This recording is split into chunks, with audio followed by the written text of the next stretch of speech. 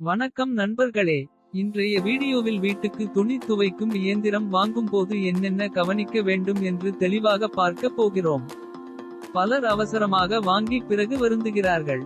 அதனால் இந்த தகவல்கள் உங்களுக்கு மிகவும் பயனுள்ளதாக இருக்கும். முதலில் துணி துவைக்கும் இயந்திரங்களில் இரண்டு முக்கிய வகைகள் உள்ளன. ஒன்று அரை தானியங்கி முறை, மற்றொன்று முழு தானியங்கி முறை. அரை தானியங்கி இயந்திரத்தில் இரண்டு தனி தொட்டிகள் இருக்கும். ஒன்று துவைக்கவும், மற்றொன்று உலர்த்தவும். துணிகளை துவைத்த பிறகு நாமே எடுத்து போட்டு உலர்த்தும் தொட்டியில் மாற்ற வேண்டும். இந்த வகை இயந்திரம் விலை குறைவாக இருக்கும். மின்சார செலவும் குறைவு. நீர் பயன்பாட்டை நாமே கட்டுப்படுத்த முடியும். சிறிய குடும்பம் அல்லது நீர் பற்றாக்குறை உள்ள பகுதிகளில் இருப்பவர்களுக்கு இது நல்ல தேர்வு. அடுத்து முழு தானியங்கி இயந்திரம். இதில் ஒரு தொட்டி மட்டுமே இருக்கும். துணிகளை உள்ளே போட்டு சவர்க்காரம் சேர்த்து தேவையான முறையை தேர்வு செய்தால் இயந்திரம் தானாகவே துவைத்தும் கழுவியும் உலர்த்தியும் முடித்துவிடும். கையால் மாற்றும் வேலை இல்லை. நேரம் மிச்சமாகும். வேலைப்பளு அதிகமான குடும்பங்களுக்கு இது மிகவும் வசதியானது.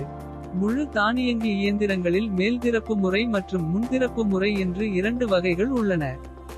மேல்திறப்பு முறை பயன்படுத்த எளிது. விலையும் சற்று குறைவாக இருக்கும். பராமரிப்பும் சுலபம். முன்திறப்பு முறையில் துணி துவைக்கும் தரம் அதிகம். நீர் பயன்பாடு குறைவு. மின்சார சேமிப்பும் சிறப்பாக இருக்கும். ஆனால் விலை சற்று அதிகம். அடுத்த முக்கிய விஷயம் கொள்ளளவு. உங்கள் குடும்ப உறுப்பினர் எண்ணிக்கைக்கு ஏற்ப தேர்வு செய்ய வேண்டும். 2 முதல் 3 பேர் இருந்தால் 6 கிலோ கொள்ளளவு போதுமானது. 4 முதல் 5 பேர் இருந்தால் 7 அல்லது 8 கிலோ தேர்வு செய்வது நல்லது.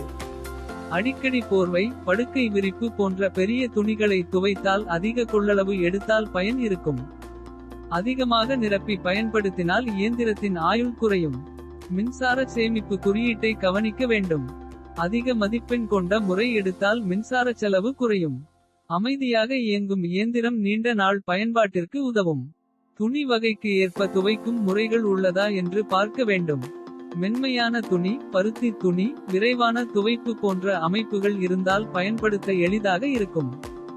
உள்ளமைப்பில் கரை படியாத தரமான உலோக தொட்டி இருந்தால் நீண்ட நாள் பயன்படும். வாங்குவதற்கு முன் வீட்டில் இடம் அளந்து பார்க்க வேண்டும்.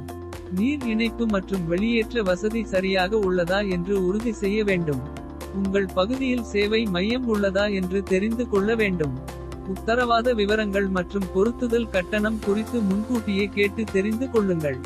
முடிவாக, உங்கள் பட்ஜெட், குடும்ப அளவு, பயன்பாட்டு அளவு மற்றும் நீர் வசதி ஆகியவற்றை கருத்தில் கொண்டு தேர்வு செய்தால் சரியான துணி துவைக்கும் இயந்திரத்தை நம்பிக்கையுடன் வாங்க முடியும். இந்த வீடியோ உங்களுக்கு பயனுள்ளதாக இருந்தால் விருப்பம் தெரிவிக்கவும், பகிரவும்.